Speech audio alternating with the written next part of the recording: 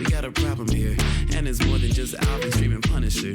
When life begins to suck, who's reporting it? Luckily, you got two friends who you won't forget. Coming live, Alvin and Fran on survival. Laughing non-stop, case drops on a cycle. Louder than intrusive thoughts off an iPhone. How they make the world seem bright with the lights off? AFs, it might as well stay up. Lies being told like that dinosaur BS. Magnifying glass to the ground if they don't see us. Having the time, roasting your favorite pizza. Bougie ain't an option, it's the way. Take it to the grave, add moving to the place. You already know when they take the case. Laugh the pain away, it's affirmative murder. Hello and welcome to another episode of Affirmative Murder, the equal opportunity true crime comedy podcast. I'm Alvin Williams, joined as always by my partner in true crime, Fran and Alvin. Oh yes, wait a minute, Mr. Postman. Yeah, man, I'm the mailman. Can't you tell, man? Gonna post it. Can you stop ruining my intro? How long have we been doing this? I'm doing that on purpose, man. No, you're not. No, you're not. Yeah, what's going on, man? How you doing? I'm doing well, man. The Facebook group, man. We had a new listener come in the Facebook group. I'm not gonna say her name, but she's a new member to the Facebook group. Mm-hmm.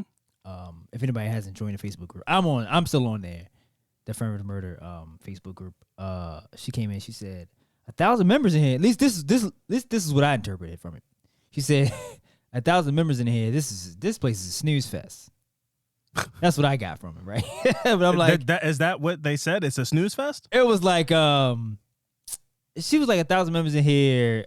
I can't remember the word for word. Okay, but you took it as a slight. That's what. Not really as a slight. Where it's like, I feel like she had a point.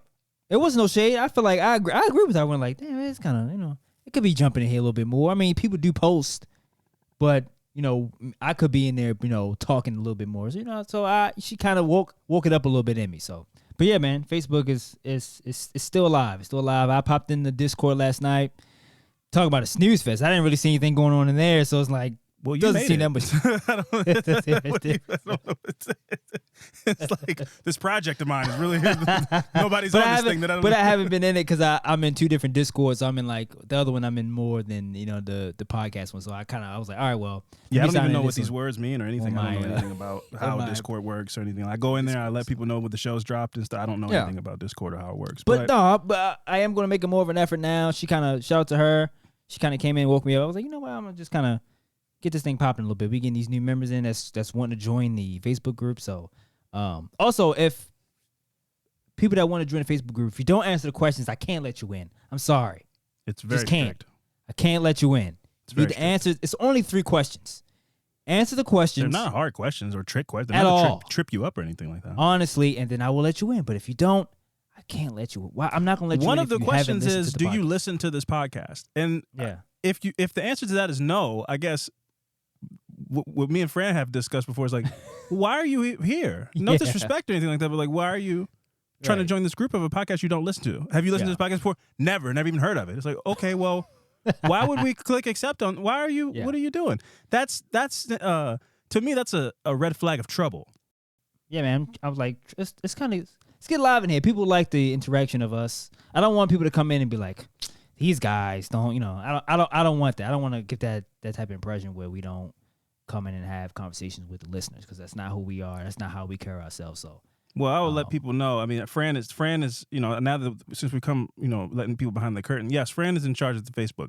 Yeah, I'm over on Instagram every day, and it is live and popping. So if you have any questions or things or whatever, well, I don't have access to the Instagram. If you did, you wouldn't be on there keeping it hot like I am. I'm doing my thing over there. So if you want to be, if you want to on live, when last time you been on live? You haven't been on live in a minute. You gotta let people in, man. Get on live, man. Show people your face. I was planning on going live. I was going to talk to you about a Discord live stream thing because we are going to CrimeCon 2024. Yeah, and we're driving to Nashville. We are driving. Like a live stream road trip. Like I don't know how that works when I see people with the chat going. You doing a vlog? No, like a live stream. Oh, I got when I see I don't know how that works. So again, that would be up to Fran. So if it doesn't happen, that's because Fran didn't tell me how to do it. I don't know how that stuff works when the chat's going and I got like Aiden Ross and those young kids, Kai Sinat. I want to do something like that in the car. Yeah. So if we're not able to make that happen, it's because Fran failed us. But that's what I would like to do for the road trip to Nashville. So we'll see if that happens. But if we don't, then I would go live on Instagram and stuff and, take you guys behind the scenes of the road trip to Nashville.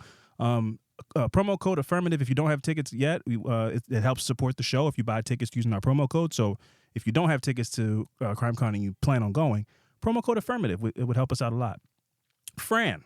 Yes. Speaking of internet people and all the chaos of that, Jake Paul is fighting Mike Tyson. Yeah.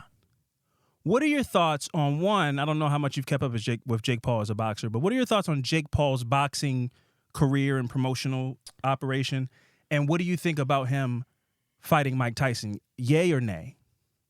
Okay, let me answer the first question. First. I think, well, for one, man, you can't knock the hustle, man. I mean, he's got a great promotion going. If people are gonna, I get it. How people may say that he's ruining the sport of boxing, but it's like if people are willing to pay for something, why would I go? Why would I say no? I don't get that logic. That doesn't make any sense to me. I get it. He's ruining the sport, but like, if somebody's paying, but that's an opinion, So I agree. Yeah, I agree with that's an opinion. Like that's not a fact that he's ruining the sport. That's what people say. So that's an opinion. Who gives a shit? Opinions are like assholes, right? Right. Yeah. Everybody has one. But I mean, like, I get it. He hasn't started from the bottom. He already had like a following going. He was like, all we want is to be a boxer, and I already had the people behind me and the money and all this stuff. I can just call somebody out and go, hey man, let's fight. A retired, MMA or whatever boxer, MMA fighter, and kind of get these event going and have it produce tons of money. I mean, like, you can't knock the man's hustle. Never. Now, with him and Mike Tyson, if Mike Tyson loses, I think it's all bullshit. You're not telling me. Or you saying you think Mike would take a dive? Would you take a dive for $100 million? Floyd Mayweather fought Logan Paul. Yeah. Floyd Mayweather didn't lose, but a lot of people said, hey man, you're Floyd Mayweather. Like, you're a legend. Why are you fighting this YouTube guy? That was for like $25 million, $30. And for Floyd Mayweather's answer was, I'm a boxer. I do this in my sleep. Why wouldn't I come and collect the easy $25 million? I come and just beat him up a little bit and I go. Who is still boxing? He's still boxing. Who, Floyd Mayweather? Floyd Mayweather. Yeah, Mayweather is he's still boxing now, but he's like boxing in the Philippines, just boxing random sultans and sheiks and stuff that are going to give him.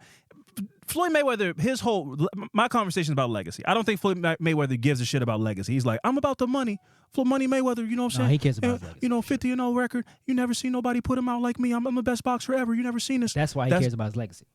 But if you cared about your legacy, you wouldn't be fighting random people in the Philippines. He's about his bag. My point is, this is my point. I'm going to land the plane. I think Mike Tyson gives a shit about his legacy. So even though he is 57 years old and he's boxing this YouTuber, yes, it's a good payday. But my point is, I don't think he would take a dive. I say all that to say, would I take a dive for $100 million? Fucking yeah. You could hit me. You could knock me out. I'll just drop my hands. You could actually knock me out. I would agree. I don't think Mike Tyson would put on a spectacle and like pretend like he got knocked out. I don't think his pride and his warrior instincts of being a boxer would let him do that. Now, that's not to say that I don't think Mike Tyson can lose this fight, because I do think he can lose this fight. But I don't think he would take a dive. 50-something years old, yeah, 60, whatever. But I think if this is I don't think it's going to be more than a 3-round fight. I don't know the rules and everything. I don't think it's going to be more than a 3-round fight. I think if it is more than the 3-round fight, if it's a 12-round fight, which I highly doubt, after like the 4th round, Mike Tyson is 57 years old. So if he doesn't knock Jake Paul out and this goes the distance, I think Jake Paul wins because he's 57 years old. Right. But I think that's the only way he beats Mike Tyson, is that if Mike Tyson gets tired. If we're talking about he's not going to knock Mike Tyson out in the first 2 rounds. Mike Tyson could absolutely knock him out in the first 2 rounds. But yeah, for me, my issue is I think Jake Paul's a great promoter and all that stuff. I think this is a no-win situation for Jake Paul, though. To me, this is like, if you beat Mike Tyson, everybody's gonna be like, "Wow, you're a clown. You beat up this iconic old man, and ruined all our childhoods and made our superhero look bad in front of the world." And if you lose to a 57-year-old man, I think you have to stop boxing, because that's embarrassing. It's like, he's 57 years old. All that stuff people saying like, "Oh, it's Mike Tyson. He's dangerous," whatever. If you get beat by a 57-year-old man, I understand Mike Tyson's still absolutely dangerous, but I'm just saying the narrative of, if you win, it's like, wow, you're going to fight an old man? That's embarrassing that you even How can you call yourself a boxer? You're fighting old people. And if you get knocked the fuck out, it's like, yeah, man, see, Mike Tyson, you fought a real boxer and he's old and he's not even way past his prime. He still fucked you up when you fought a real boxer. So I don't really see, other than the money, they're going to make a bunch of money, but I don't really see what's in it for Jake Paul as far as destroying the narrative of you're not a real boxer, which I don't think he cares about at this point, honestly. But I don't think, and that was my point. I don't think that there is a narrative, though. I don't think there is a narrative where it's like, oh, if he beats Mike Tyson, he's 50. If he loses, well, you couldn't even beat it. This dude this is a hobby, man. Like, he has tons of money. He's doing this shit for fun. I don't think he's doing this for a record and a belt. This is all. Well, none of them are real fights. Like, as I'm saying, this is all fun. There is no narrative where it's like, well, if he loses, like, he walks away with $100 million, and so what? He gonna fight somebody else, like, or there's a second fight. Mm-hmm. It's all. There is no him losing. If he loses, like, oh man, he beat Mike Tyson. We all thought he was gonna lose to Mike Tyson. I mean, this guy's one of the best boxers to ever live. I mean, like, and then like you saying that if he doesn't, I think Mike Tyson loses this fight because Jake Paul, I think, is taller than him, and arms lifts going into play, and the peekaboo strategy, that was a strategy 15 years ago that probably doesn't work. Now he's not as strong, he's not as quick anymore, and I don't think Mike wins this fight.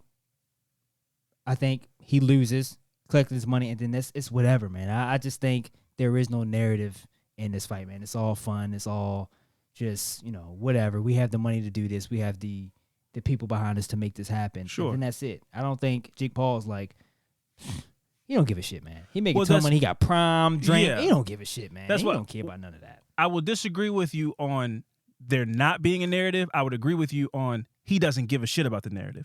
Because I absolutely think, I don't know how overwhelming or percentage-wise it will be. I think there will be a ton of people who already Jake, his whole career is kind of like he's a heel. Mm-hmm. I think this makes him even more a heel no matter what. If he wins or he loses, if he wins, it's like, boo, you knocked out our hero and he's old and we love him and you're talking about, I saw him in an interview, he's like, yeah, man, I'm going to kill this guy. You know how not cool that sounds when you're talking about a 57-year-old man? Even if it's Mike Tyson, like, you talking confidently about beating an old man makes you unlikable. Again, I don't think he cares, but I think this is not a fight. Though, dog. Say it again? You know that, no, man. That's how you build up a fight. I know, but my point is, if Tank Davis is talking like this about Ryan Garcia, we know it's a real fight. Like, these two are young and they're in their prime and it's going to be a good fight. When we already look at this like a spectacle and it's an old man, I don't really want to hear you talk shit about how you're going to knock out an old man. I understand what you're saying. Yeah, we're selling a fight, but like, this is a spectacle, man. Show some respect. It's Mike Tyson. I don't want to hear you like clown Mike Tyson, say Mike Tyson is old and you're going to beat him up. This is a legend. But again, I don't think he cares. He's fine with being a heel. It makes you not like, I don't think people are like, yeah, man, call Mike Tyson old and say you're going to kill him in the boxing ring. Hell yeah. I don't think anybody's like excited to hear that kind of trash talk. I would love to hear like, man, this is a legend. I hope, I want to take on the challenge. It's going to be a good fight. I don't want to see you put on a fake tattoo on your face and like clown and heckle this legendary boxer.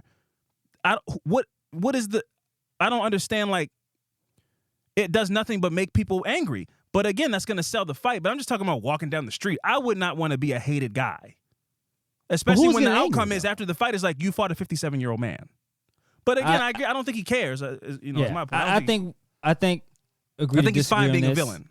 Right. I think we agree to disagree on this because I think it's all fun. And then I think that however old Mike Tyson is not the same as an old man, like a regular dude. It's not the same as old. This dude he's strong, he's still powerful, he still has the mind of a boxer and the skill a little bit. So him being an old man is not the same as going picking somebody off the street being an old man. That's totally different. That's two different categories, man. I don't think what he's doing in the media is what he's doing behind closed doors. I think he has the utmost respect for, if he's a boxing fan, I think he has the utmost respect for Mike Tyson. And I think all of this is just to build up the fight. Sure. I think that's all. If he came in there with a fucking you gotta sell the fight. I agree. A ball cap on and tattoo, I go like, oh, this is going to be good. This is good. Oh, this is Mike. You see Mike Tyson get riled up and they going back and forth on their podcasts and shit like that and TV and okay. I just think it's all built up for the fight and for people to spend that cash and then to make more money. And they will. And then out there to fight and I don't know. They may have padded boxing gloves on for all. Yeah, we they know. might come out both in headgear, and then. But again, for me, it's like, then why are we even doing? That's my feeling. But I guess that's kind of every Jake Paul fight. This. Like, it's the money. We're doing all this hype, and there's all these rules like no headshots, no you can't. Yeah, then what are we doing? Wrap each other up. Like there's all these weird rules that make it basically it's basically going to be a sparring exhibition to me. If I'm wrong, then I hope I'm wrong because I would love to see Mike Tyson win. If the odds, I'm gonna have to put some money on Jake Paul just because the odds are so crazy. I think you have to put down like $1,000 to win $100 on Mike Tyson. Oh, so he is the favorite. He is the favorite, but he's the favorite because he's Mike Tyson. Because he's Mike Tyson. But realistically, this is a 27-year-old man who is what is 7 rounds.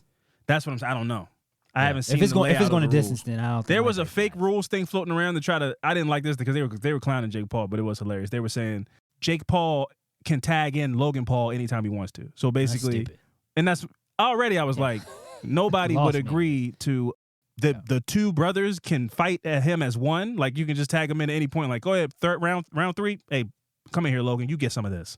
I was like, yeah, this is bullshit. Yeah. If it go to distance, because Mike Tyson's not that type of boxer. He's not a Floyd Mayweather. He's not a Muhammad Ali. Yeah, in his prime, he wasn't. Yeah, right, exactly. So I don't think Floyd is like it's all defense. Yeah, so that's why he gets the fuck. Let's take it to the cars. We want to take it to the cars. Yeah, we get.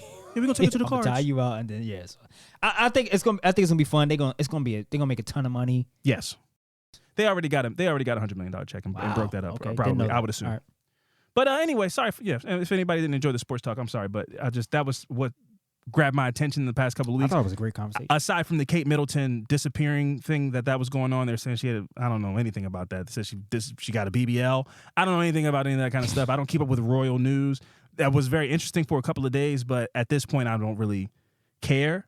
But yes, Kate Middleton disappeared, and people were concerned that the royals did something to her, or she got a BBL. I don't think Kate Middleton is the type of lady who would get a BBL. I don't think that's really. I don't even know who Kate Middleton is. She's like the wife of the next to be king. Got you. Okay, I know who she is now. William, I think William. Does anybody have the? I'm talking like everybody can fucking. Yeah. Do you guys have the? Do you have the news app? Do you get notifications for that on iPhone? Mm-hmm. That's all that's been popping up on my phone. I'm like, what the fuck is this? Kate Middleton? What? I don't care. Yeah. Why does it keep popping up on my notifications? Well, what was crazy I don't give was a shit. The way that took it to the next level. People were concerned a little bit, but they put out an AI photo of the family and tried to pass it off as like a real thing. Like, hey guys, I know you've been asking questions, but here's just me and my family. We're having a good time. Everybody's in good spirits. And the internet's the internet. This is why this is why we don't get conspiracies like we used to. Because a bunch of regular people, I think they put it out on Time magazine, something like a publication. They put it out like this is a real photo. And a bunch of people who know about photo, encryptions and looking into stuff and being able to break shit down, they were like, bullshit. Their arms aren't touching in the background, and there's this weird gap where there shouldn't be a gap. This is fake. And so they had to retract the photo, issue a statement saying that, the photo was fake, and then they put out a statement from Kate Middleton's Instagram being like, hey, guys, I'm just a little bored at home because I'm recovering from, like, gallbladder stones or something, and I was just tooling around with some Photoshop on my phone, and so you guys caught me. I was trying to make the photo look nice, but you guys caught me. And I was like, oh, that seems like bullshit. Why would Kate Middleton be editing her own photos? I don't think... Yeah. I think most of the Kardashians' photos are edited. I don't think Kim Kardashian's like sitting in her bed using the eraser finger, editing her own photos. She sends it to some dude in India, and then he does it, and then she pays him, and then he sends it back. She's not doing that. So I'm just working on my Adobe skills. What? Yeah, exactly. And so people were like, this is weirder than we even thought. We just thought she might have got like a nose job or something, and she's hiding. But now it feels like she's missing. So that's been developing. Again, I don't really care, but that was interesting for a couple of days. But my point about conspiracies is like, I don't think they could exist anymore because everybody is an expert now. Everybody's on the internet all day. We know what fake photos look like. We know what AI looks like. We know what altered Photoshop photos look like. So if the government goes, like, remember people when have no life? What did you say? Huh? People don't have no life, so they can just kind of just fuck around with shit all day. Oh yeah, that's one. That's one. I'm gonna dig into this. Let me go ahead and dive into this. Let's see what's really going on. But I think 40 years ago, those aliens in Mexico in those boxes, I think that would have went. I think 40 years ago, people would have been like, yo, I think they're here. Aliens are among us. Yeah. But now it's like... We would have been still talking about that today. Yeah, people would be like, they found some aliens in a box. They're like aliens. Aliens are only like 1.5 feet tall. you can see everything, and we can cut this, but I do want to say this because this is on my mind early. If I die, God forbid, if I die a terrible death, and it get caught on a recording or something, man, do whatever you have to do to make sure it doesn't. Because I can't stand to see videos of people dying and it being blasted all over social media. Like that bothers me. I can't. I really hate that we do this on social media where it's just like we see video. It's like we get to a point where it's like we starting to see too much. Hearing the shit on the news, whatever. But now it's like we seeing. It's like it's just too much. I saw a man cut his own dick and balls off when I was like 10 years old, man, and that still affects me to this day. The Pain Olympics. Pain Olympics. Yeah. So you talk about we're getting to the point. It's like, bro, I've been there for a long time, and I never left those kind of rabbit holes. I'm sure a lot of people have been blessed enough to not have gone down the rabbit holes that I've gone down. I think I saw it at your house too. I think we both went down that rabbit hole. So it's like I live in that point that you're talking about. I've lived in that space like my whole life. I've always seen shit that I shouldn't be seeing this. Yeah, man. But now the whole world is. You're right. You are very much right. Like a bunch of closed caption TV footage of cameras and inside warehouses and shit, and people getting sucked in the machines. We don't need to see that, man. Yeah, it's graphic. Very graphic world we live in. Yeah, chopped his own dick off and his balls and popped them out of himself, and I haven't been able to get that image out of my head for like 20 years now. So yeah, balls are white. If anybody knows, balls are white. I didn't know that. They pop out. Who would have thought? I didn't. He was just in his living room or something. So I think he had him on a cutting board. I think he cut his own dick off, the balls off on a cutting board. Like a like one of those thick. Yeah, like a butcher's block, like a wooden. Yeah. I'm talking about the knife. Like it was. He had like a meat cleaver. Yeah. For the meat. Yeah. He wanted to get in there. Meat is meat. It is meat. So yeah, we live there. Yeah. Well, I'm gonna have some interesting dreams tonight. Anyway, yeah, what we're gonna do is we're gonna take a quick break, and when we come back, we're gonna get into some fucked up shit, more fucked up than the Pain Olympics. So stick around.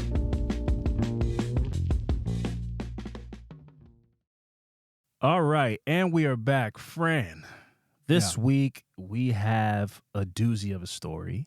I've been hearing about this story for the last like 6 months, and the person involved finally was convicted just like this week or maybe last week or something like that.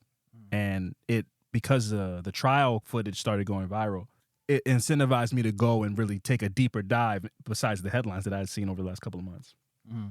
And this story's absolutely crazy. Now, it's not per se a crazy murder story or anything like that, but it is cults. Yeah. It is a cult. It's a black cult.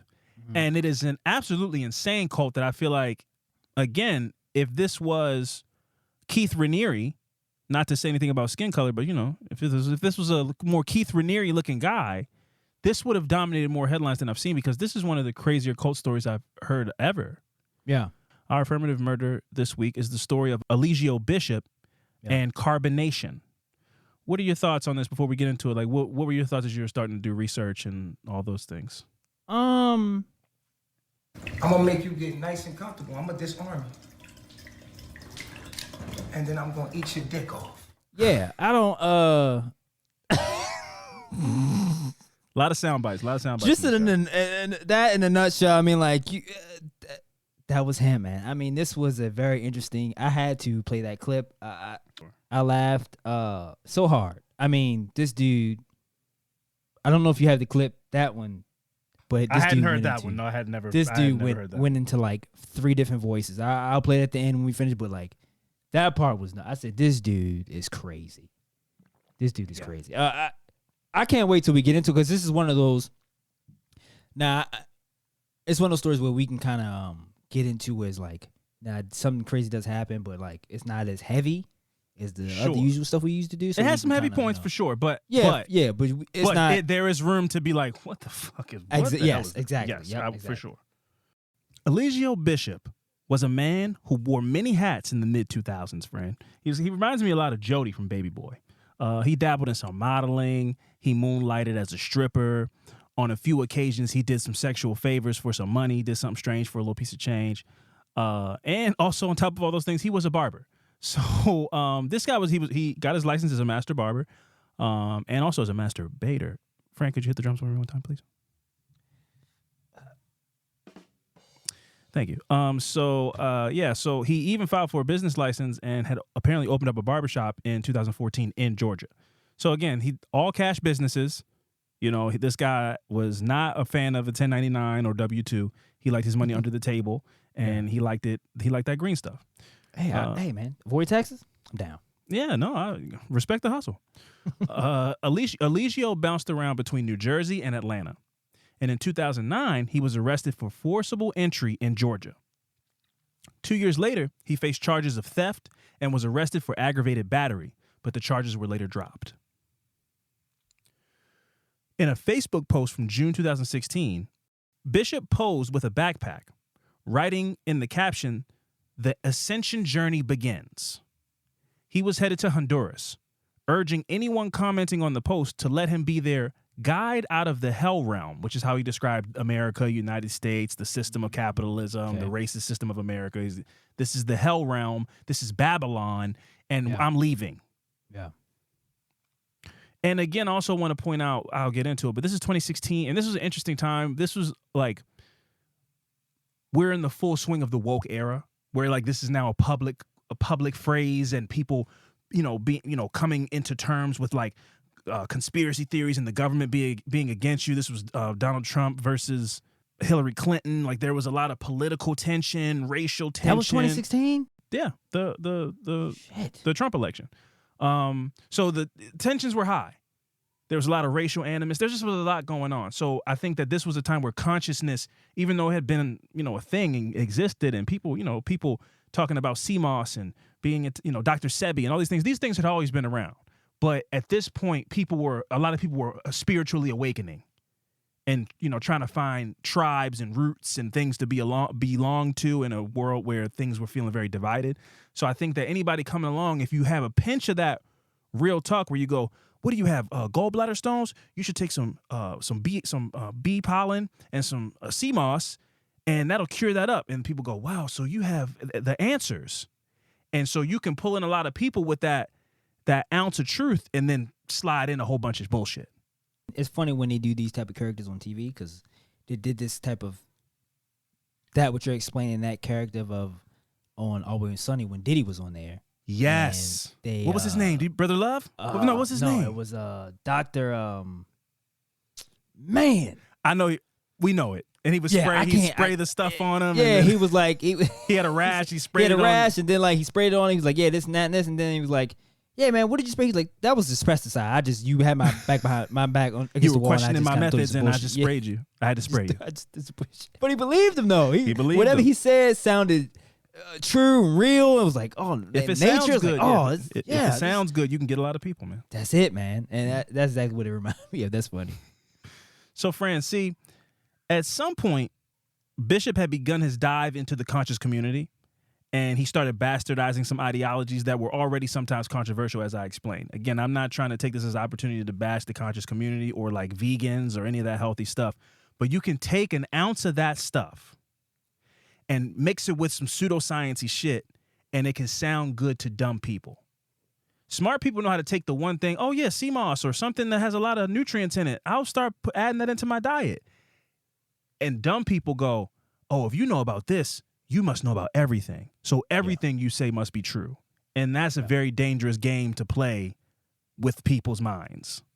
And people who are desperate as well. That also, I think, plays a huge part in that. Yeah. I think that inherently and overall, the human species are a people that need tribes, which is a big reason that I think as a people we're in a bad place, because it's just too big. Everything's too big. Cities are too big. People too separated. Everybody's isolated. It takes a village. It's not just a thing that people say. It should be how we work as a community. You need trust. Neighborhoods should be more neighborly. People should be working together. That's just what people are. We're very tribal. But not only that, but people crave leadership. Guidance. I think, everybody's not Dame Dash. Everybody's not Elon Musk or whatever. Well, I'm a businessman, self-made. I work for myself. Some people need, hey, you cut coconuts. Like when you break it down to who we are, like genetically and primally, it's like you are a hunter. You are a gatherer. Inherently, we are that kind of people overall. Most people are. Some people are independent and can function on their own and don't like to be told what to do. But for most people, it's like, I just need direction. That's why religion's so big. Tell me how I should live my life. And I'll do it. You tell me what I need to do, and I'll do it. That's how most people are. And those are the people who are all over Facebook, and that's why I had to get out of there. That's why I had to get out of there. I was like, this is like a sheep farm. Anyway, so his Facebook following grew to more than 15,000 people, thanks to his video posts professing to be a health guru, a spiritual guide, and motivating people to accept that the black man is God and that the answers or that any questions to life that they may have, the answers could be found in nature. I mean, this dude was, all the shit that he was preaching and doing, I have to give him, he was very transparent with all the stuff he was doing. I mean, like, he was constantly on, Instagram Live or whatever. Mm-hmm. He was outside, constantly showing what he was doing and getting into. And I mean, we can get in it. We'll get into it. And I will give him not his credit, but I will say he didn't come out of the gates crazy. Out of the gates, he was like an in-shape guy. He was saying, I'm in shape like this because I eat mangoes and I only eat raw plants and leaves and grass and shit. And I'm outside all the time and I get the sun rays, have all this vitamin D. He was saying all the shit. And again, I'm not trying to attack the consciousness community, but I've been down a lot of rabbit holes of Professor Griff and Brother Polite and all these guys because they also do conspiracy shit. The consciousness community is also has this weird Venn diagram with conspiracy theory. Mm-hmm. So a lot of my conspiracy rabbit holes led me to like Pan-Africanism and I'd known about Dr. Umar since 2010. Wow. You know what I mean? So he's been around for a long time, but the consciousness and conspiracy have this weird overlay. But there's a lot of people being conscious and being aware of your body and how to feed from the earth and being vegan. There's nothing wrong with any of this stuff. The problem is when you start to amass a following and popularity, what you do with it, and now you got to try to be the best at it. So you start to make up shit. And that's where the pseudoscience comes from. Because it's like, I want to be the person that's telling black people the new thing that's going to change their lives. Hey, stop going to the doctor if you have cancer. Take some elfinberry. That's what you're supposed to do though. You're supposed to go against the old shit. We go like, that doesn't work. Yeah. Let me tell you the new do shit. this. This works. And that's when you like, go, oh, what? He's in shape. It's like, all right, well, you don't eat berries and fruit and be like, you grow muscles. That's not how it works. Like, he's in shape because he does push-ups. It's not just like I ate 6 spoonfuls of sea moss and now I have abs. Yeah, I mean, sea moss is good. I'm not knocking sea moss, but don't try to tell people that you are how you are because you take these things. That's not true. When we talked about doing this story, these are one of the stories where I go, I'm more than happy to do this story, but I'm not thrilled. I'm not enthused about doing this. Because like these type of stories, these cult stories make me so hot. Mm-hmm. Because you go, I think naturally a lot of people do, you go like, how? Like, what? He told you, and you did what? Mm-hmm. I just can't, for some reason to me, I'm like, people can't be that gullible. We can't just believe whatever people tell us. I don't know, man. It's so hard for me. Even we done cult stories, and I still can't believe people fall for stuff like that. Well, a lot of the time, it's not the message, it's the messenger. Sometimes it's a combination, but I think in this specific instance, it was the messenger. This was a good-looking guy. He was in shape. He was talking that shit about a very sexist shit, but also wrapped in it's your duty. You know, as a woman, the black man is God, so you should protect and praise the black man. But guess who this benefits? It just so happens that Eligio Bishop is a black man. So, of course, it's like, I'm just telling you the truth of like the universe, that the black man should be praised and he's a king. Now, am I a black man? Yes. Should you suck the feet of black men and feed them and be in polygamous relationships? Yes. Now, am I black? Am I a black man and do I get to benefit from those things? Yes, but that's just a coincidence. If I wasn't black, I'd still be telling you the black man is God. So he's an interesting character. So I get that. You know what? I take all it back. I take everything I say back. If LeBron James came to me and was like, hey, man, look, join my camp. You will be one of the great basketball players. I would go. Well, who knows better than him? Who knows better than this guy who's 6'8", 255 pounds? He can give me the skills to be him. I'm on the first flight, man. I take everything I said back. I take it all back. I think it all depends on where you at and what you believe in. I take it all back. Yeah, I take it all back. Cut that. So Eligio had amassed a following not only online but in real life as well. And he'd even like put together a congregation of sorts that followed him to Honduras as an escape from Babylon, which is how Eligio described the U.S. So they get out to Honduras, and he's preaching to a handful of followers that he is the second coming of Jesus Christ. He lays the groundwork for how his movement will operate, which is pairing off couples into arranged marriages, collecting their financial assets. As far as, these are young college kids. He's taking their refund checks. Remember, we used to got a couple of those. That was nice. Yeah. He's taking those from them. Any kind of savings, anything they have is like, you got to put it in the pot so that we can all live as a commune.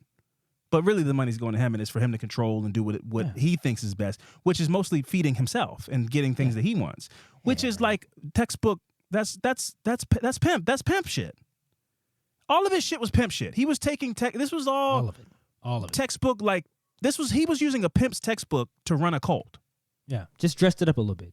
And wrapped it in a daishiki and was like, this is the earth and veganism and all that shit that has a real purpose and a real community of intelligent people who have real advice that you should combine this with this to have a healthy lifestyle. You got diabetes, here's a health regimen that will help you. Not, you have high blood pressure, well, just suck on a jicama root. You can eat all this, you can eat all the candy you want, but if you just suck on this jicama root, it will counteract the diabetes. Oh, your foot's gone. So it's everything has to be parceled out in the right way. So what I mean, this CMOS this is like a new thing, right? CMOS has been a thing that people have. It's become more publicly discussed, but it's been around. I've heard people talk about CMOS for like the better part of like at least a decade and a half. What's the benefits of CMOS? Do you know? It's just high in nutrients from what I hear. I've never had it myself, but from the descriptions of what people say, it sounds like it's just very like high in nutrients, and it's just, a good source of, it's like taking it's like almost taking like a multivitamin. Okay. Like if you want vitamin A, vitamin E, vitamin D, all the vitamins, you take a multivitamin, you get it from GNC. But what people who I've heard talk about CMOS is like, imagine that multivitamin that you get from GNC times 10. One scoop of CMOS is like 10 multivitamins. Yeah. According to them. I don't know shit about any of this stuff. Okay. Other than the terms, and I know the words, but I've not lived the life. It just seems like when things hit social media like this, and people go, "Oh, I want something, man, get healthy. I want this and this." But then when people go like, "Oh, I sell it," and I go, that's where the fix comes in. You sell it in bunches. You got cans all over the place. Like, is it real, or is this manufactured type of stuff? The best thing in the world, if you got gout, you need a blood transfusion, you can't see, it's CMOS. It's like, okay, cool. Do you know where I can get some? Oh, I sell it. I just happen to sell it. I'm just saying, but if I didn't sell it, I'd still be telling you it's the best in the world, but I do sell it. But I've heard people praise CMOS who don't sell CMOS. So I understand that there are people taking CMOS for the benefits of it, but also you get to, everything's a racket. Everything has a racket of people selling stuff. Yeah. Supplements, everything is like, somebody can tell you, hey man, this is a good thing to take, but there might be somebody that's telling you this is a good thing to take. And I also happen to sell it too. If you can get some, I can get you some, but it is amazing, but I can sell it to you. Buy it from me. Yeah. I'm strawberry CMOS. I'm like, that doesn't, anything that's super healthy doesn't have taste. It's like, oh, this is delicious. It's like, not supposed to like it. Yeah, Yeah, it's supposed to be nasty. Like, you're not supposed to like it. Like, this is that new peach cobbler CMOS. You're like, yeah, got peach cobbler CMOS. Come on, man. Come on, son. What are we doing here, man? Come on. Yeah, got the banana pudding. Banana pudding CMOS. Yeah, I even put some sprinkles of some vanilla wafers on top for the crunchy, goopy combination, and people love that. It's supposed to be healthy. Yeah, that's really selling sugary out. Now. Yeah. That's just sugar. This is just sugar, bro. How's this supposed to clear up my diabetes? You talking about it's got all kind of cookie crumbles on it.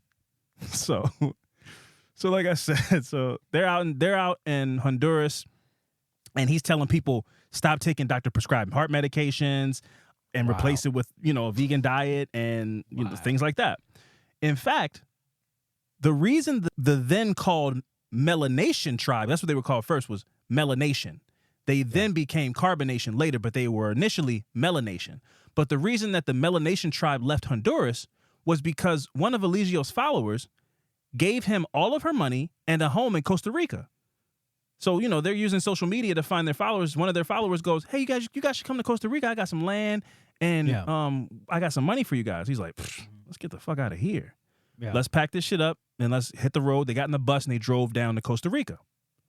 This woman, who was known as Mama Dia, because again, I forgot to mention in, the groundwork of the cult or whatever the group is, when you join, you have to give up your Babylonian name that society knew you as, and pick up a more earthy name, that your new name. And so Mama Dia, who she was known as, she eventually passed away. And it is believed that she passed away because she had underlying health conditions that this psycho told her to stop taking her prescribed medication for, and instead fucking drink cucumber water and take bee pollen and sea moss and stuff like that. And here's the thing. Take the medicine and drink the cucumber water. The problem comes when these people, I'm going to focus in on Eligio, a.k.a. brother, Natureboy, which we'll get to. I'm going to focus on him, but there's a lot of these kind of grifty guys out here who tell you, not here's some things that will help you. Don't take any of the Western medicine shit. All that shit is poison. Only take this. And that's bad. If somebody's telling you, hey, man, listen, you should stop drinking just regular water, add some cucumber and some lemon to your water, drink that every day. It's good for you. It's got more electrolytes and whatever.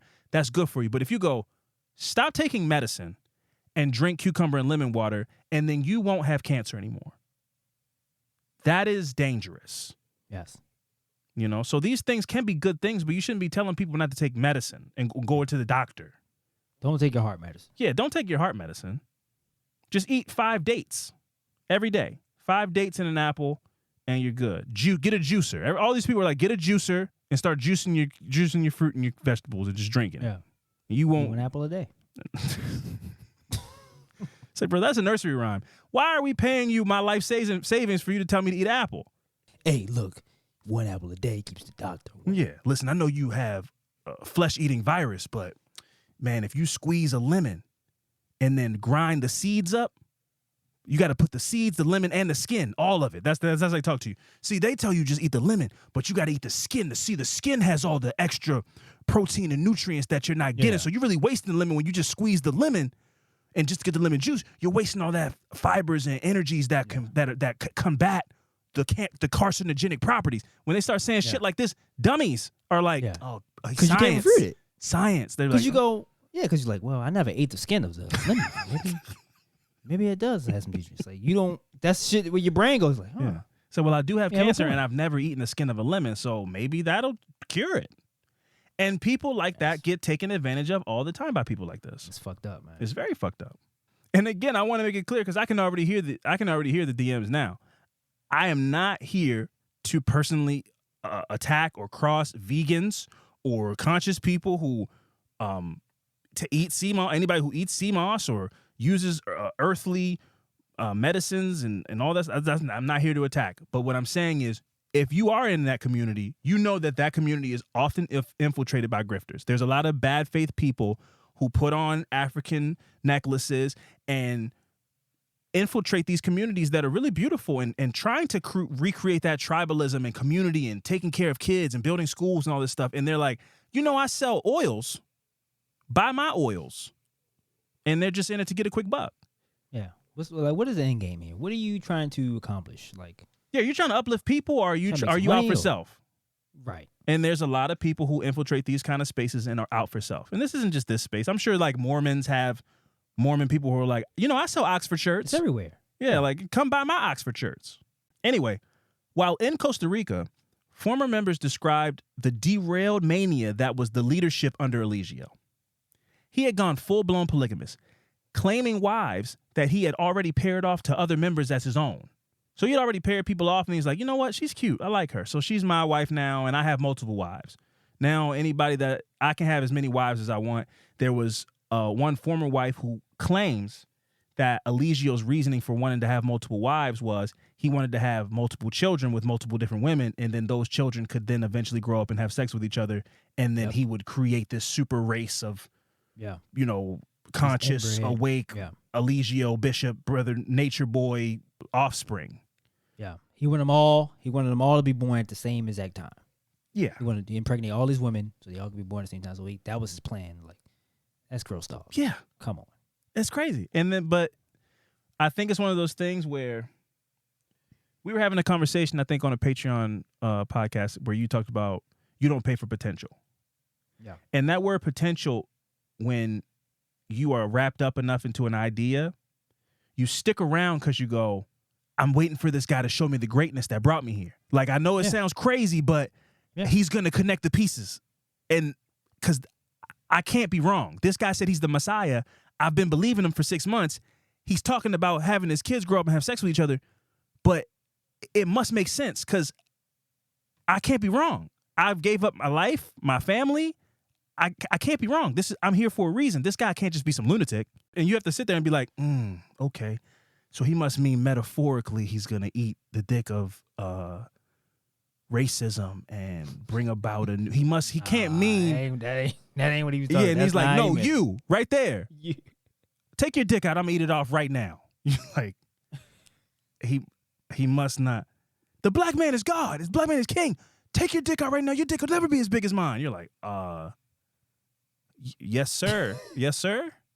Like, this is the type of shit that was going on. So, yeah, absolute lunacy. So, like I said, he started being full-blown polygamous, and he was verbally abusive. He was having these mandatory group spirituality classes, and he was also abusive to his wives. Mm-hmm. A woman named Carol described the moment she knew that she was getting the fuck out of Melanation in an interview with a newspaper where she said he beat her, meaning one of his wives. He beat her, he hit her in the mouth, he slapped her and punched her a couple of times, and then he told her to go into the tent and give him oral sex. Wow. Oh, so, okay, because I did see, I saw a video of another lady who was talking about this incident that was in the group, and she left. This what made her leave. Yes. And I can't remember her name, but her name when she went that he gave her when she joined the group or whatever, her name was BP, which was for Blueprint. Yes. Yes. You the blueprint. I was like, what? Yeah. Change the name, but that's when she was like, she saw that and she was like, oh, I gotta go. Yeah, for sure. I gotta get out. So she said, this was the breaking point, and she said, once I seen that, I was like, oh no. Yeah. And that woman who that happened to left the day after the incident, and then she said, I left the day after that. Mm-hmm. So Carol added, to me, he's just a broken little kid. He's 40 years old, but he's a broken kid. He's projecting that hurt and pain onto everybody else, she said. She went on to say, I know his mother and father died while he was at a young age, so he was put into the foster homes. And he was in and out of foster homes, and a couple that did adopt him ended up abusing him in the situation. And I know that he's been through a lot of hard situations, but we've all had a lot of hard situations. So that's no excuse. Now, the group would eventually be kicked out of Costa Rica for being a public nuisance, basically. I saw something about them they were defecating on the bases of trees, which I guess is like bad for the trees. Yeah. And also you're just like being gross and homeless in another country. Like, people are like, what are you guys, why are you guys here? Like, you're on tourist visas, but it's very loose. A lot of people say those expired too. Like, a lot of the people had those visas and work, whatever they call it, and a lot of those expired. Yeah. It was there for however how long. So it was like, oh, well, y'all gotta get it. That added on to the shit they had going on, people were saying, like, y'all gotta get out of here. Yeah, this is unacceptable. Can't tolerate this. Yeah. One specific incident really put Melanation on the map in a way that I don't think Eligio, who now was going by Natureboy, enjoyed very much. So this is also kind of gross, but whatever. So the cult had been joined in Costa Rica by a young white woman from Canada named Kayla Reed. Kayla was apparently from a very Christian family, and she told her family that she was going on like a retreat, like a Christian retreat, or to do some, when they go to another country and give them Bibles and food and stuff. I forget what that's called. Yeah. One of those things. She's like, I'm going on one of those. I can't remember why the word is escaping me right now. But either way, whatever. So she said she was doing that, and then she just never came home, never called them. She just went away, and she ends up going to Costa Rica. So this innocent lily white woman joining an ex-stripper and all of his dashiki-wearing apostles, the BBC did an expose immediately. They were like, I don't know what this lily white woman and her family is concerned, and they're out here with all these black people in Costa Rica. Send a team out there ASAP. So they do a video expose, asking this guy if he kidnapped her, what's going on, what's the situation, and this goes viral. Now, nobody cared when it was a bunch of black people from Atlanta and shit, and, they were out there getting smacked in their mouth and stuff. Nobody cared. As soon as this white woman from Canada was there, they were like, wait a minute. What the hell is this going on over here? Is she okay? Is she safe, sir? with your chains and jewelry. Yeah, you got all your jewelry, all your bling. What's up, Daquan? You know, it was very that kind of shit. And now his name's Eligio, but you know, Natureboy. But I'm sure they were like, what's up with this? What's going on with all this? What's all this African necklaces and stuff going on? Is she safe? And so at first it started off like, this is annoying. I don't know why y'all are doing this. They had her on the camera. She's like, nah, I'm just free. Like, I'm just wanted to be in Costa Rica. Like, everything's cool. She had a gun to her back. Yeah. Yeah. But it seemed cool. I'm not even going to say that. She seemed like she wanted to be there. Maybe she was like, they are all out there fucking and having fun and not paying rent. It seems like a fun time, man. Like, I just graduated college. You know, I'm kind of backpacking. I'm going to live a different life. I'm lived in Canada my whole life. I want to do something different. I fully could buy into that. She went signed up for his Facebook group and saw some videos that she fell for that shit. And she was like, I lived this experience. I want to get out of my bubble and I want to travel the world. They're in Costa Rica right now. I want to go. I could believe that she was there of her own free will. But as soon as the shit started to get hot, when they realized the BBC news reports were negative, he was like, get out of here. Like, go home. So then they did another video where she's like, I'm going to go back to Canada. Like, I don't want anybody to get hurt because of me. Like, I love these people, but I'm going to go. And I know that the preceding conversation before they did that video was like, hey, man, listen, you're causing a bunch of shit and people all in my business. You got to get the fuck out of here. So take your shit and go back to Canada and get the fuck out of here. And then they made it seem nice and everything. But I'm sure he was like, it was a blessing for her. You got to get absolutely. She lucked up. She has no idea how lucky she is. So Kayla gets the fuck out of there. And also all this negative press, because all this stuff blows back on the Costa Rican government. They're like, you know, these guys are from America, right? What the hell's going on? Are they kidnapping women and hiding out in your country? The Costa Rican government was like, hey, bro, get the fuck out of here. Pack your shit up and go. Yeah. And their shameful exit was delayed slightly further when Melanation was kicked out of Costa Rica, but a flight on Spirit Airlines was grounded because other passengers complained of them being too stank. Spirit Airlines won't let us on the flight because they said we stink, but nobody stinks. We need a lawyer. We need to, this a lawsuit has to be done about this. It's crazy. We don't stink. They said that we can't get on the plane because we stink. They said we can't get on the plane because we stink. They said we can't get on the plane because we stink, yo. It's because we're black. I'm just letting you know that right now. Make this go viral, y'all. Can you tell us why we got off this flight? Why did they tell us to get off the flight? You can go in this flight because some passengers say that you smell. But you saying the passengers say that we smell? Yes. We don't eat anything that stinks. We don't even eat anything that stinks is what he says. So again, in his mind, he goes, we only take baths in creek water and we only eat things from nature. So they're saying that we stink when we're using deodorizers that are natural from the earth. They don't have any metallic materials in them, nothing cancer causing, no alloys in them, only natural ingredients. We smell natural and of the earth. And all that shit sounds good until you're in a tube that is having artificial air pumped into it. Y'all stink, man. Yeah. Y'all in here smelling like creek water and Badussi, and you got to get out of here. This is unacceptable. And he took great offense to it. He was like, we don't stink. Y'all stink. Y'all the ones in here smelling like Tide, bleach, and degree deodorant. These are all things that are going to give y'all cancer. We're living pure. It's like, bro, listen, check this out. We're all going to die someday. If I got to get cancer from deodorant, then it just is what it is. I'm not walking around here stinking. I don't give a fuck. Natural deodorant, deodorizers, natural spring water, all that shit is cool, bro. Give me a loofah, some fucking body wash with exfoliating beads in it. Like, I'm not walking around here rubbing lemons up under my underarms. It's not happening, bro. Nah, you can't. In the video, there's a guy, one of the guys in the background kind of like lifts his arm up and like the smell to see if he stinks. Yeah. It's like, man, y'all stink. You can't be. I'm sorry. If I'm one of the other passengers, I'm not going to be having nobody sitting next to me smelling like, 8 cans of Bounce That Ass. It's not going to happen. Yeah, you got to get up and go. It's already, it gets hot in the plane anyway. Got a little bit of air that kind of blow in there, but it's like, we all close together.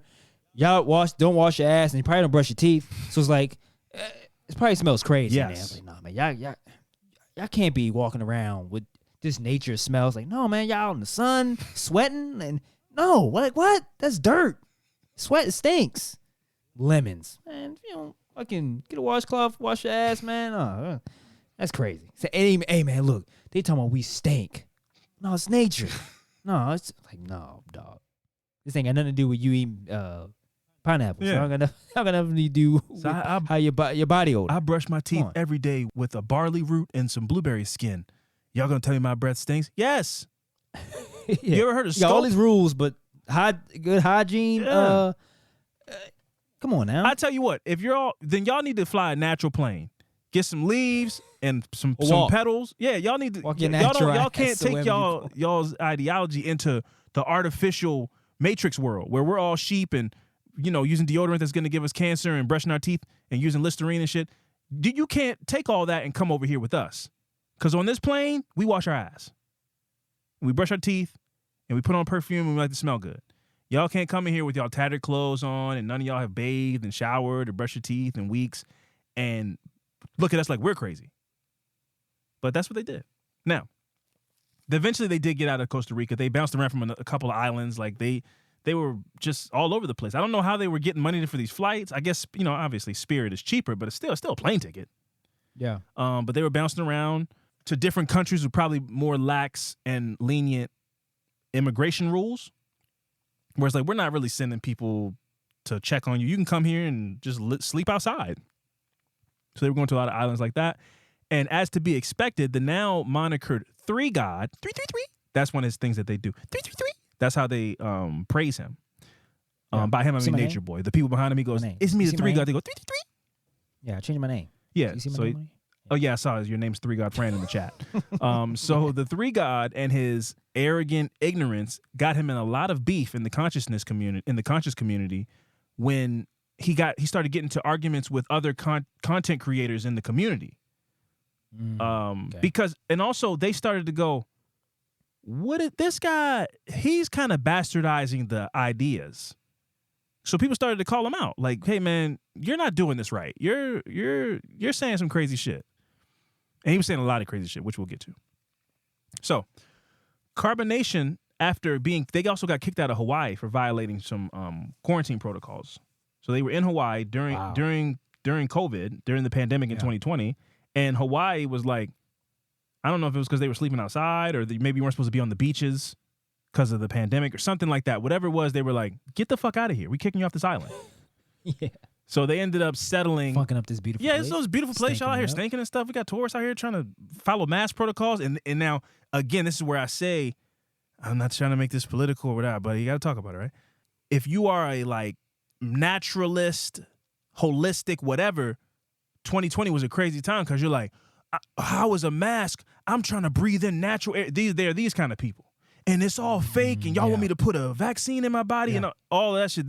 All of that shit coincides with some of that natural body from the earth ideology. Like, I'm not taking some man-made virus and this, that, and the third. So they probably were like on the beach, people being like, excuse me, we're kind of practicing social distancing because of COVID's fake. It's not real. I'm not taking the vaccine. Yeah, 2020 was a crazy time. So these people lined up right with that. They already stink. Mask. You're trying to stop the sun from getting in my face. I'm getting vitamin D into my mouth. Y'all trying to kill me. It's like, I tell you what, man. Hey, get the fuck off Hawaii. I don't know what to tell you. Take this shit back to the States. Go back to America with this shit. So they end up in DeKalb County, Georgia. So they're back stateside in a neighborhood, just in a regular house with like 20 people living in it. And he also, like I said, he had divided the house because he wanted some of the wives of people that he had paired off. So he split the group down the middle and put them in two separate houses, and because he wanted wives that he had already given to people. Mm. And again, this is all toxic masculinity. The women are not meant to have any respect or they're not people. You're like a thing for me to have, which is where it gets crazy because so much of the conscious community is like, black women, we all come from black women. Their power is amazing. There's nothing more powerful than a black woman. And for this guy to come into that community and be like, no, man, fuck all that. The black man is king, and y'all are just supposed to do my bidding. It's really twisted. Like it's all really fucked up. Also, he was saying that he was a cult, which made this really weird. So it's like nobody that's a cult is saying they're a cult. Like, come out and say it. Keith Raniere's like, no, this is we do this. David Koresh, nobody's saying they're a cult, but here's the thing: he's like, no, man, I like what a cult is. I like how they are controlling them and all these things. I like those things. So I'm a cult. He wasn't trying to hide anything. He liked to be like, watch this. Smack. He smacks somebody and he's like, bark like a dog. And they'd be like, yes, sir. He's like, I like that. That's what I like. I like abusing these people. I don't want to hide the abuse. I'm abusing them. Right. And that's where I go when we get into cults. I go that this is the end game of why at least this is what I think. To having control over people, women, making them do what you want them to do. The sexual advances that you can tell these women to do on you is like they like there's all that shit where they preach and I'm the guy.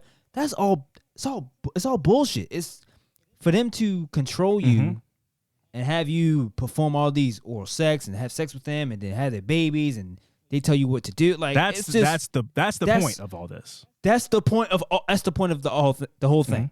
Like you think they believe the shit that come out their mouths? No. It's for me to get to this point where when we start this whole thing, it's like I got to ease into it because I can't just come out and go like I want to make all y'all my wives and get into the polygamous shit. It's like I got to spoon feed it. I got to spoon feed it to you, and then after a while, once I get you attached, it's like now I start putting all these different ideas on you and shit. And you start to believe them, and then it's like now you got them standing behind you with their fingers over their eyes. And you tell them to do shit. It's wild, man. One video he told the dude, I don't know, he was like on live. And that's what I mean. Like he was transparent with the shit he was doing. He was on live and it was like they was feeding him grapes and shit, and then one of the guys fed him a strawberry. And he smacked the shit out of him. He smacked what you ever in your life? He said, I want no motherfucking strawberry. I said, nah, this is I said, nah. It's like, bro, you're a man. At the end of the day, you're a man, bro. Like, why are you here feeding this man fruit and letting him smack you in your face like this? Well, that's the three God. He has the answers. He's the Messiah. I said, nah. No. That'll woke me up. I'm like, wait, did you just smack the shit out of me? Right. No, this dude's crazy. Here's some of the crazy shit. So this is, and we could do this all day. I don't want to inundate people with clips, but there's just so many of the clips, man. This is the kind of crazy shit he was doing. Don't use that water. That's not water. That's a cocktail of chemicals that you're putting into your body, and your body is absorbing 1 gallon of water. That's not even counting the steam that is going into your lungs. It's giving you cancer. And not only that, it is calcifying your pineal gland, which allows you to connect to the higher realm, to the ether. So he would say that kind of shit, and if you don't know any of these words and don't know that it's nonsense and gibberish, you go, okay, got it. The pineal gland. Now, what he is, and you know this shit too because you listen to Absol. What he meant to say is the pineal gland. Yes. Right? But because he just watched a couple of videos and was like, oh, this is how you twist their heads up saying this doofy shit? Okay, the pineal gland is, you get all the knowledge from your ancestors is inside the pineal gland, and you can unlock that with sea moss roots and raw honey. And then once that's activated, that your third eye opens up, and now you can see all the knowledge in the matrix. Now, he's saying all the shit wrong, but if you don't know, it sounds like some slick shit. Oh, the steam, you get cancer from steam in the shower. Exactly. So that's how he gets you in, by saying some shit that sounds kind of big worded, but it's a bunch of nonsense. And then that's how he slowly gets you to the point where you're eating strawberries and he's smacking in your face. It's a slow walk. He slowly walks you to it. It's a slow walk. So on April 14, 2022, Natureboy, Eligio Bishop was arrested on charges that included rape, false imprisonment, and sending sexually explicit electronic transmissions without consent, also known as revenge porn. The arrest came after a major raid of the home for the carbonation cult in DeKalb County, Georgia. They also had changed from melanation to carbonation after some legal battles where somebody who defected copyrighted melanation. And so they were like, well, because he's a savvy businessman, Eligio was like, nah, you don't get to own the shit that I created. We're carbonation now. You think you can own it? It's all about me. It's whatever I call it. Because here's how dumb all these people were. One of the guys that defected was like, I copyrighted melanation, so now I'm the leader of melanation. He was like, you know what I mean? Like, and he was serious. He was like, now I'm the leader of it because I own it. Yeah. And he was like, well, guess what? Now we're carbonation. There's a bunch of dummies arguing with each other. Yeah. So now we're carbonation. You can't be me. I'm the three God. You can't own melanation. I am melanation. And that was his philosophy for a lot of things. sexually transmitted diseases, cults. What he would say was, let me just give him full context in the cult thing. So he was saying he was a cult, but his whole thing was like, I'm a cult, but the United States is a cult. We're all a cult. They were like, do you have HIV/AIDS? He was like, we all have AIDS. Everybody's AIDS. That's his thing he would say about everything. Do you have herpes? I have herpes. We all have herpes. Everybody has herpes. That's how the world works. We're all herpes. So you could never really pin him down on what he has, what he is, what he isn't, because he would just go, yes, I am, but we all are in our own ways. So you go, okay. Okay. Yeah. How do you respond? Exactly. But he definitely got accused of passing sexually transmitted diseases to a lot of people. He did not have protected. He didn't wrap it up. Like, he was a very careless dude, and he was having sex with a lot of partners. So he definitely gave a lot of people herpes. And then he would be like, does she have herpes? But we all have herpes. Did you know that 75% of the world has herpes? That's the kind of shit he says, and it's dumb, but it sounds smart. Yeah. Like, but it's natural. Like, statistically, most people have herpes because, like, cold sores, all these things are the herpes gene or whatever it is. Like, a lot of people, most people, more people have herpes than don't. But, like, when we say herpes, we're talking about, like, genital herpes, like the sexually transmitted disease. Yes. So, but when he says that, he goes, well, most people have herpes, so they could have got it from me. They could have got it from anybody, but we all have herpes. We all have it. So, like, you know, we're all herpified. And you go, damn, that's true. Like, we all have it. So it's really like none of us have it if we all have it. And it's all dumb. But all it takes is one person to go like, whoa, damn. You hear one of those in the crowd, you're like, it's a wrap. He's selling 1,000 sea mosses at the end of this lecture. All it takes is one person like, okay. You didn't say anything.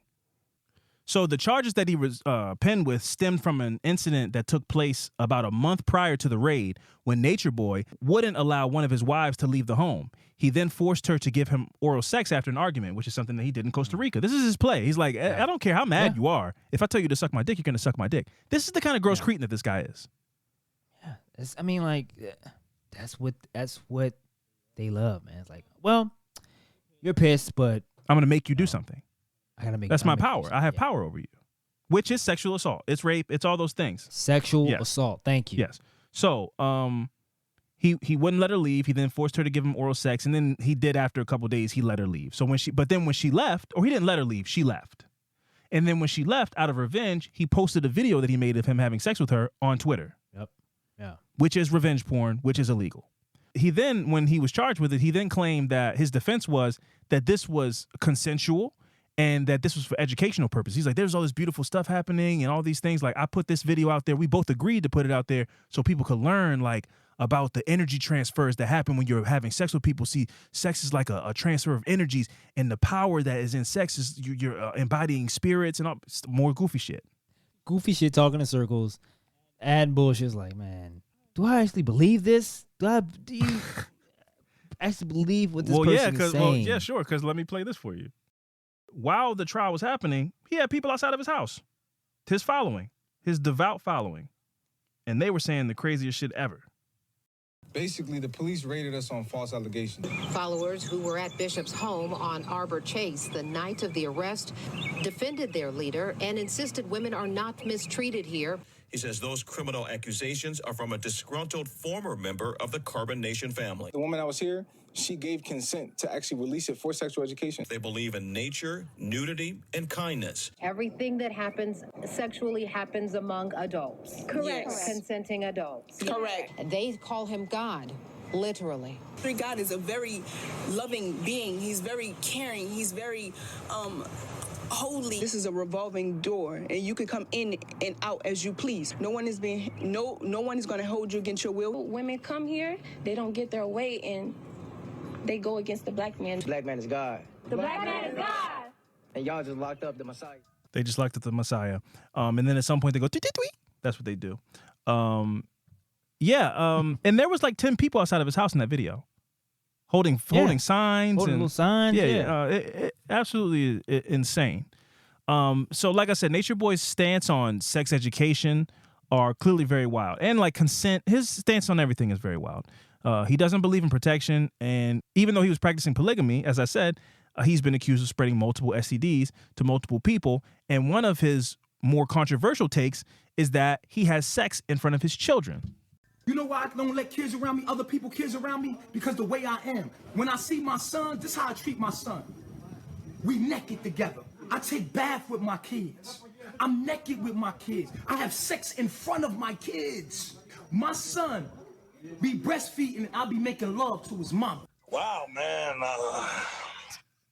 So again, like so he gets you again, right? He gets you where it's like, I believe it being natural with my kids. I bring my son in the shower with me. It's like, I mean, that's not crazy. I have skin to skin contact and being one with my son and him feeling my energy from me. I'm like, I mean, that's not weird, I guess. And he's like, matter of fact, while his mom is breastfeeding him, I'm fucking her from the back crazy. You're like, whoa, man, what the hell? That's crazy. So yeah, he come over and grab my dick. I go, see, what do you, like, how does that, when you say stuff like that, how does that sound okay But to we're you? already an hour into the lecture. He done already said enough half smart, sciencey shit that then he says something like that, and you go, oh, but I mean, he must know better than me. And that's how this shit works. It's like, that's when I go, all right, man, I'm going to get up out of here. I don't know what the hell. Nobody else? Nobody else thought that was weird? He just said that. Just me? All right, man. Well, I appreciate y'all, and y'all have a nice day. What are we talking about here? Because you had me at first when I'm like, well, yeah, me and my son go out in the backyard. We go out there naked in our birthday suits, and we just let the sun hit us. And the sun rays hit us, and it's beautiful, and we're warm, and we get energy from the sun. I go, that's beautiful. Then I go in and go raw dog on his mom. With him in the bed, too. He touched my dick and we laughed. It's like, bro, we don't... Why? I really don't even know what to say. You left me speechless with that one, sir. I don't even really know. And again, Fran is not making up that. He's saying that. Like, that's what he said. That's what he said. Fran is not no, he said he's not I just want to make it clear, like, you're not yes-anding me. Like, no. That's what he said. This is what he said. Quote, this is what he... That came out of his mouth. I said, no, it's crazy. Oh man, like he want to control all these people. I mean, it's a ton of clips, but the last clip I'm not gonna play because it's more you need to see it. But he got rejected from a club or something like that, and he had his women with him, and something happened where like the guy owns the club or something. Then it skips all of that. He's talking to like now he's again on Instagram Live or whatever. Mm-hmm. And there's another lady there, but I think the lady, she was just like some random, because she was like, follow me on whatever, say her handle, whatever. And then he had the women lined up against the wall and was like, down. And they went down, their knee, up. And they went up, and the lady was like, well, you go ahead now. And he was like, yeah, I mean, I got it like that. And that's what I mean by like, they love to have that type of control. Yeah. And he likes to display it. He likes to go on live and be like, go downstairs and go get me something to drink now. Yeah. But for somebody else to go like, what? Go ahead now. You got it going on. You got them like, trained. You can't see what the fuck is going on here? Like, this is nuts. These people look in their eyes. They look blank. They don't know what the fuck they've been brainwashed. Sure. And he's like, down, up. It's like they're animals. It's like, and then for nobody to see that and go like, I mean, it's not much anybody can do anyway, but still. Yeah. You sit there and this is a volatile person. Like, if you were to go, hey, man, you don't got to be talking to me. Like, man, shut the fuck up. Oh, he'll I'm wild the the fuck king. out. Yeah. Like, he's crazy. Just snap. Yeah. I could do this shit all day. Walk around with a feather in his hair and shit. I could do this shit all day. You messed up in your life because your mind is messed up. It's all in your mind. If you a strong person, can't nothing come inside of you and create an imbalance because you strong and you smart and you intelligent. And strong don't have nothing to do with muscle. It have everything to do with knowledge and wisdom. You weak. So he says shit. So he says shit like that, right? He'll say something like that, draw you in, and then we'll get to this. Bring it to my motherfucking mouth. Get in the scene, huh? Show you in the scene, bitch. He's talking to two men. This is what Fran was talking about. Did I ask for a strawberry? Bitch, did I ask for a strawberry? No. Huh? No, my chief. Don't you ever in your motherfucking life give me no motherfucking strawberry unless I ask for one, motherfucker. Pushing 3. Turn to Denzel Washington. I'll make you get on your knees if we're not seen. Right.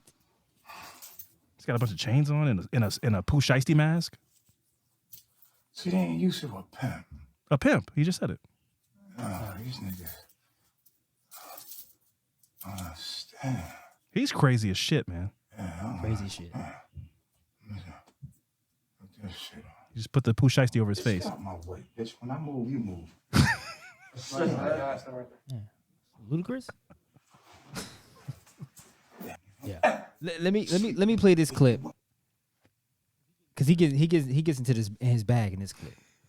So again, before you play, I just want to say this is the contrast. He'll bring you in like on that David Goggins shit. Today is the day. You got to believe in yourself. People tell you no, muscles and strength, that comes from within. That's about unity and strength and unifying yourself and being one with nature and all this type of shit. Then 6 months down the line, you standing in a dark room holding a plate of strawberries. He's smacking you in your face and making you feed him by hand. In this video, people behind him, they got the three, whatever the little sign is up to their eye. They stand there like that. And he's in the midst of this episode. He gets into it. You see what I'm saying? Like, I'm that type nigga. You don't know what's gonna come out of me. And I can be anything on my thing. You know what I'm saying? Uh-oh. What's the question number one? You want me to be a little bit of this, a little bit of that? What do you want to be? You know what I mean? Hey, look here. Hey, you. Let me tell you something, my friend. All right? I'm from fucking 53rd and fucking, It's Carlito's way? You know? I'm over there. You know what I'm saying? Fuck at it, eh? We can do whatever we want, eh? What's your question number two? Whatever you want to do. Oh. We can do it. Is he peeing? Oh. No, it's like, I guess like a waterfall in the background. Baby, And this is a room full of people. Yeah. What? Come on, son. What's your question number three? Fuck wrong with these niggas, man? Huh? Yeah. Can you pause it for 1 second because I have a quick question? Right here, dog. Is this edited or is he doing all this back to back to back? No, this is back to back to back. Oh, that's crazy as shit. This isn't like chopping up and this is like an hour of clip condensed into 30 seconds. He's doing all these voices back to back to back. Back to back. Oh, that's crazy. Yeah, now he's in his DMX bag. Listen. My dog's at. Oh, yeah. Eyes roll back in his head and stuff. And you know what that means. Uh-oh. What's question number three or four? Let me tell you something. First, you get your lighter. And then... The mask. You get yourself to Oh, he's crazy as shit.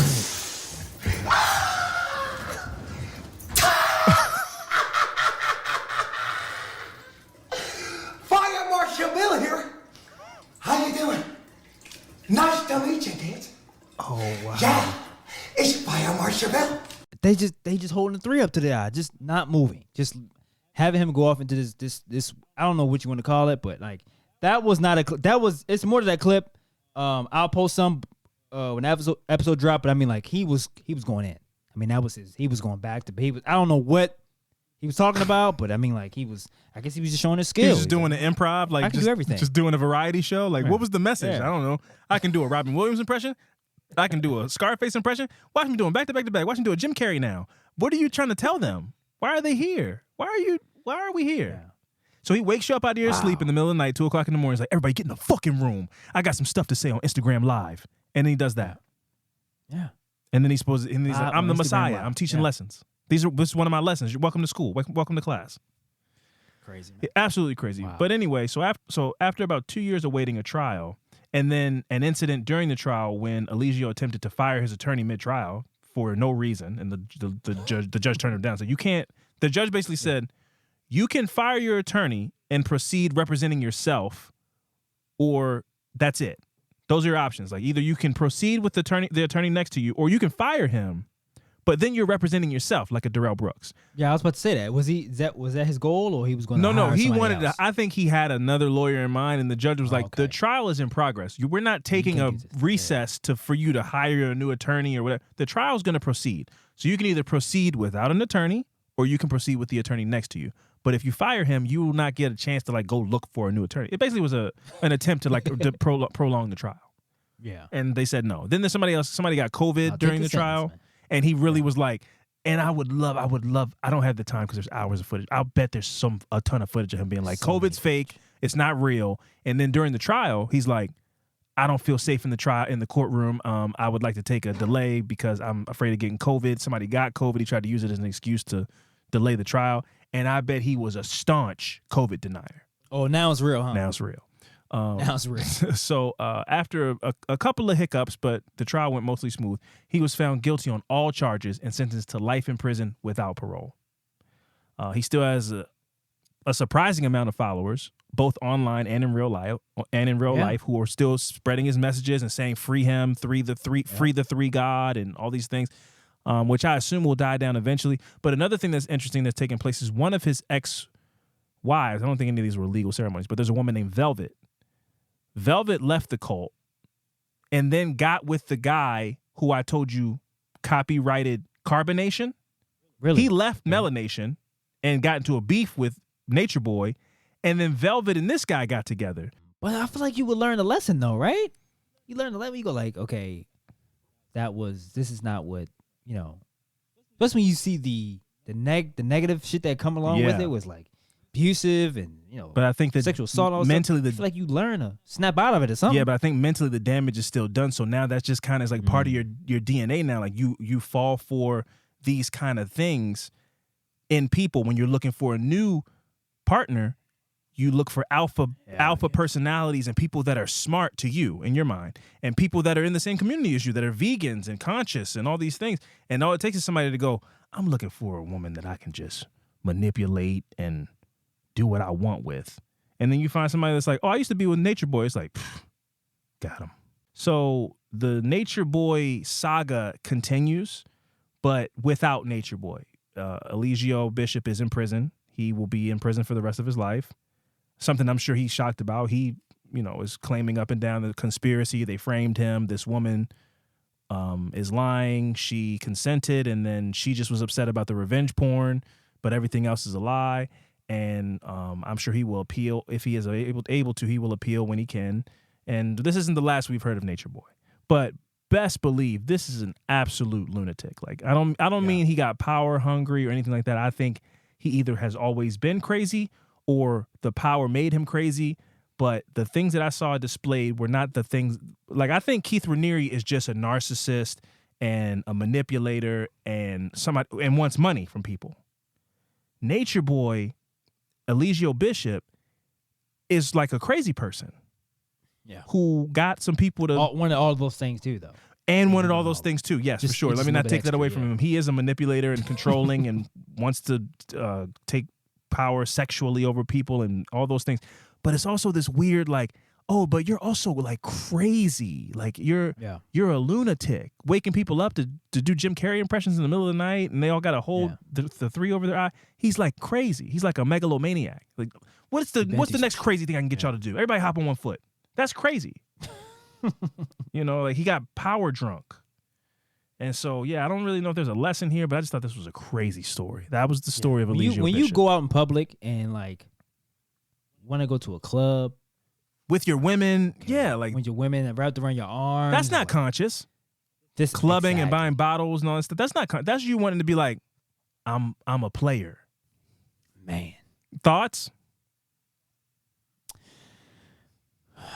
The dude was a psycho, to say the least. I mean, very interesting story. I've seen clips of this guy pop up here and there. The clip before, I saw it a while ago before we even talked about doing the story, where he was just like, I'll let people. I remember him saying like, I'll let them, if they want to leave, I'll let them leave. I remember seeing that clip. That's the only thing I saw. That's the only snippet I saw. I didn't really watch the whole video, but that's the only thing I saw. And then that was it. But for me to actually dive into it and watch video of like all the shit that he was doing, and for it to be like clips, like usually you hear these stories is all, articles or word of mouth. No, he had a very big social media presence. You could just hear it right from the horse's mouth. Exactly, YouTube. So it was more like a modern type of cult, where it's like he's on social media all the time and he's kind of displaying everything all over the place, where we can have footage and we can like, oh, see what he's. This is not stories from somebody that saw some type of interaction going on. Like the one lady said she saw him slap.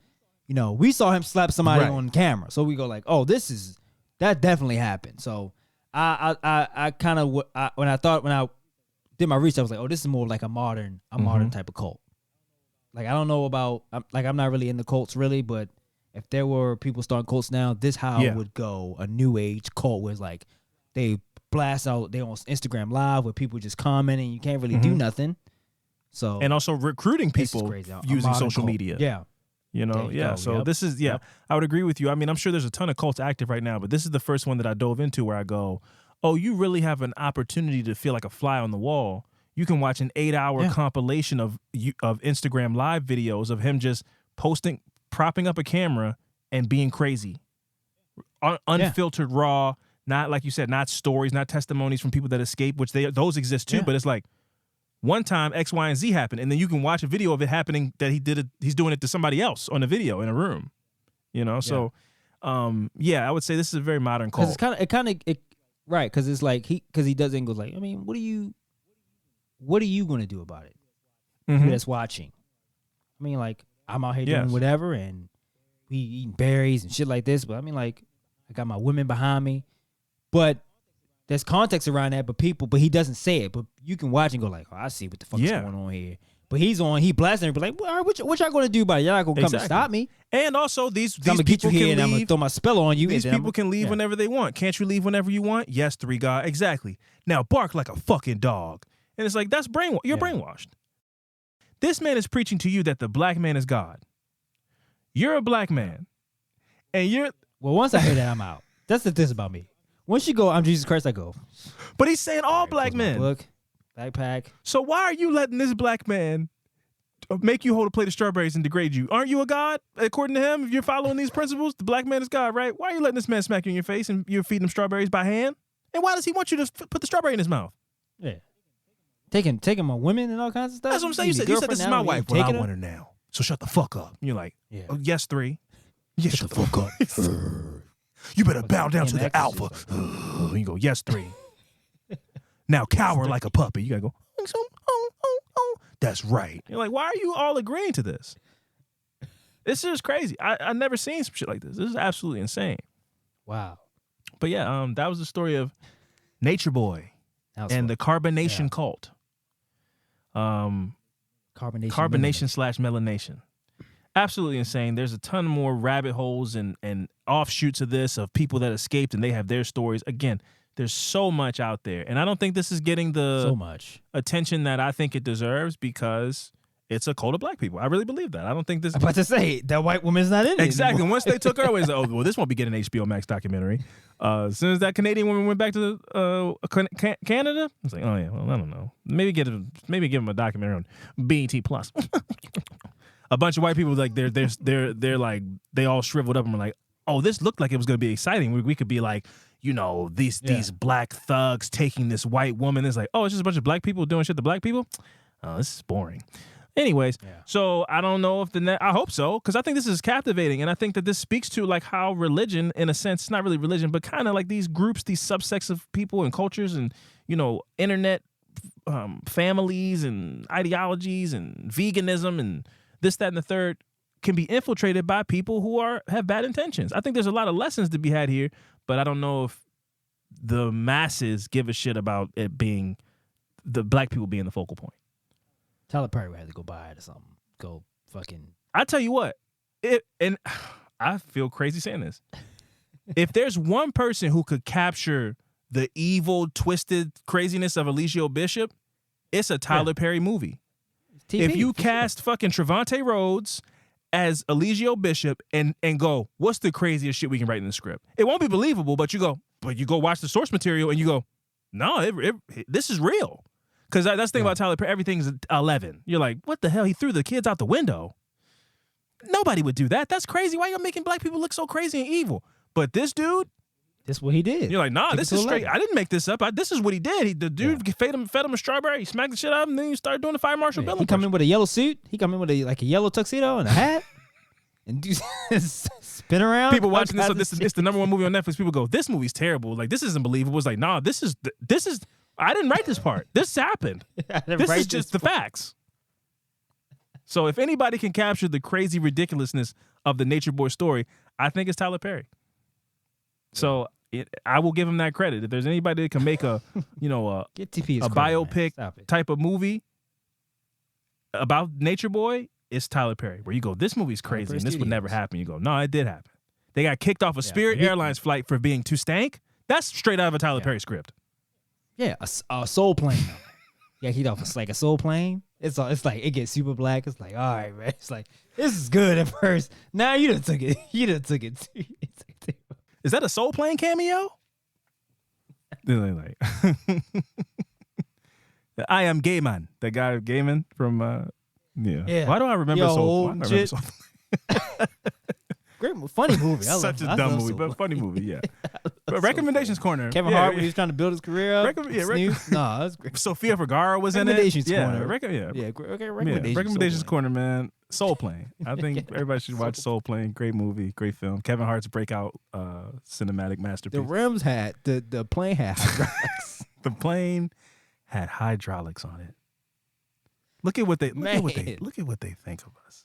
Oh, the plane had spinning rims right in front of and hydraulics. They're like, "Ooh, it's a Hennessy bar." Oh, the movie was so offensive. Oh my god! But no, that would be that's what Tyler Perry would do too.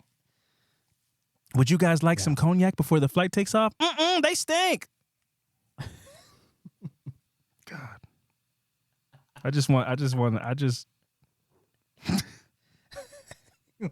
What, I just man? want Hollywood to take us more serious, bro. That's all I want, bro. That'll never happen. I just want Hollywood to take us more. Everything's stereotypical when it comes to black people. I'm just so. Oh, they stink. Pinching the nose and shit. All some ghetto shit going on. It would be that scene that in front of. They probably couldn't make that movie at all, bro. They would just. It would be so racist that movie would be so racist. The Natureboy movie would be. It would be Soul Plane, basically. It would be too many jokes. It would be too many, it would be too unintentionally funny. You can't help it. It writes itself, man. It really writes itself. Stuff. Any recommendations from you, Fran? No, I got a couple things in my queue that I want to watch. The Nickelodeon documentary that's out. Yeah, the Dan Schneider thing. Dark. Yes. Freaknik comes out this week. Dropping? Freaknik comes out this week. The 23rd. Yes. What's that? Oh, and actually, when we finish recording this on a whatever day this is, Tuesday night, whatever. I'm going to go lay down, listen and watch the new LeBron James, JJ Redick podcast. Yes.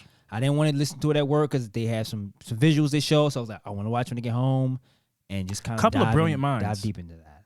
Yeah, man. I can't wait, man. I can't wait. I will say last thing I'll say is that is where JJ Redick is the most at home, but he can only do that with LeBron James. Nobody wants you to do writing down plays and drawing them out. We only want to see you do that. I would have loved to see him do that with Kobe Bryant, like real basketball minds. But when you're on a show where y'all talking sports, I just want you to talk your shit and yell. Yeah. Yeah. You want to be like, no, Stephen A. Smith, you're wrong. The pin down man is supposed to come over from the corner. Then the slot man comes and sets a screen. It's like, bro, man, they missed the game winning shot, and he doesn't have heart. That's what I want to hear you say. It wasn't his fault. That wasn't his man. That wasn't his coverage. Yeah. With this podcast, it's called Mind the Game. They really get into the intricacies of basketball. Yes. Where it's like it's not clickbait and shit like that. It's just X's and O's. So I can't wait. I'm excited. For sure. I would. I hope he. Is it LeBron James in his podcast? Because LeBron's status like him, people don't usually do things like. Is he a guest or it's him and JJ Redick? Multiple episodes. They asked JJ Redick on First Take. He said, "I'm not going to answer that." They asked him who idea was. He's like, "I'm not going to answer." It's under JJ Redick's production, right? So, but he didn't answer with like who idea was. Right. Interesting. Yeah. Well, I want to check that out too. But hey folks, one last time, we have a show in Portland coming up, and I don't want to get into numbers, but I would officially May 3rd. The ticket link is available on social media. Go check it out. If you're in the Pacific Northwest, we'd love to see you come through and have a good time with us. We officially have sold more tickets than tickets are left. Very proud of that. So the tickets are dwindling down. There are more tickets sold than that are currently available for sale. So I'm very excited about that. Still plenty of time left to get a ticket. We would love to see you out in Portland on May 3rd. May 3rd, I believe. May 4th. I'm sorry, May 4th. May the 4th be with you. On May 4th on a Saturday. It'll be a great time. And we are also going to CrimeCon this year. We will be driving to Nashville. Use the link. What's the link? What's the people for CrimeCon?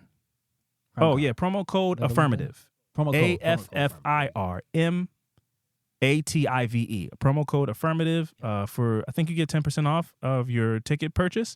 So if you're going to buy a ticket anyway, you might as well use that, and that helps us. That makes us look good to the people over there at the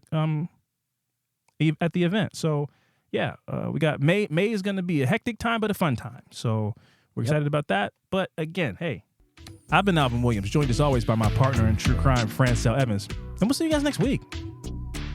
Deuces.